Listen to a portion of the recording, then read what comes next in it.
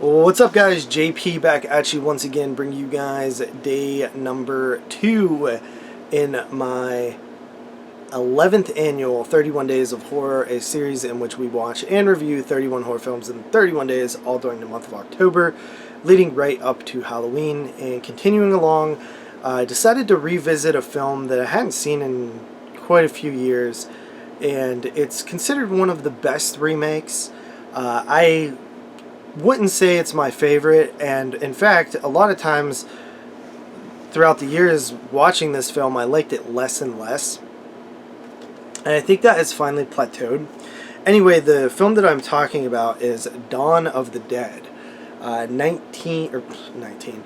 2004. This is the remake of Dawn of the Dead. So yeah, we all know George Romero's 1979 78 classic, Dawn of the Dead, filmed around my area, my neck of the woods, the Monroeville Mall, and it's one of the best zombie films ever. They remade it in 2004 and did basically people in a mall, zombies, and that's pretty much most of the similarities. There also is some cameos from Tom Savini, as well as Ken Foree, I believe. Yeah, Ken Foree's in here, which is cool. It's cool that they did some cameos and stuff like that. But the film, besides being set in a mall and just the general theme of the movie, it's really that's it in terms of like direct connection, rebooted stuff. So this film is actually directed by Zack Snyder. James Gunn did the screenplay, and we got some people in there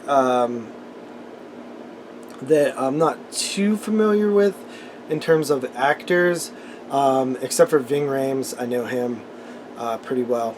But so this film basically, it's the zombie apocalypse, and in this film the zombies are very fast. They're sort of like 28 days later, infected, but in zombie form, and they are really fast in this one. We follow a lead character who ends up running into a group of survivors. They break into this mall. There's a group of security guards there who must have worked at the mall, and they have like a little bit of a standoff there. But then the survivors sort of gain the upper hand. They pretty much just are trying to figure out what to do. More survivors show up. They're also in communication with this gun store owner across the way that they're talking to. They're both hanging out on their roofs and writing notes back and forth to each other. And that's basically the plot. There's also a woman who is pregnant in the group, and that's the plot. So let's see, Dawn of the Dead, the remake here.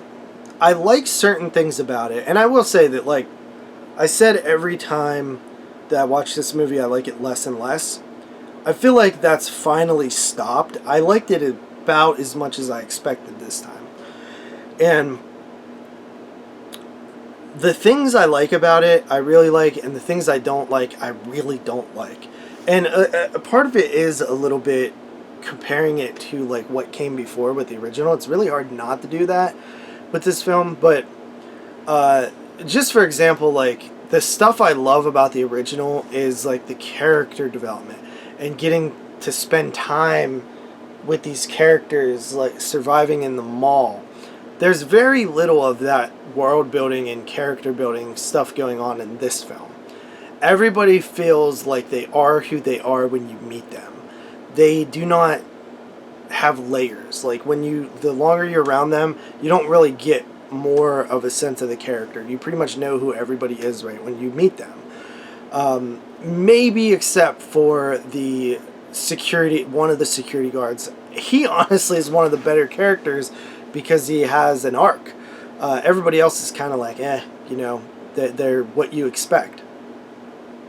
Also, one thing that really kind of annoys me about this film is there is a vastly different time period in between people who are infected with this virus or the zombie plague or whatever it is, some of them change instantly, others take forever to change, which isn't the biggest deal in the world, but I feel like by 2004, at least have the characters acknowledge it, like, you know, like just a quick little line, like, you know, it's weird, we don't understand, we can't figure out why, you know, this person changed right away and this person, like, at least acknowledge it, like, you know, oh, you know, a virus affects everybody differently, and some people it could take, you know, days incubating, and other people it's like right away.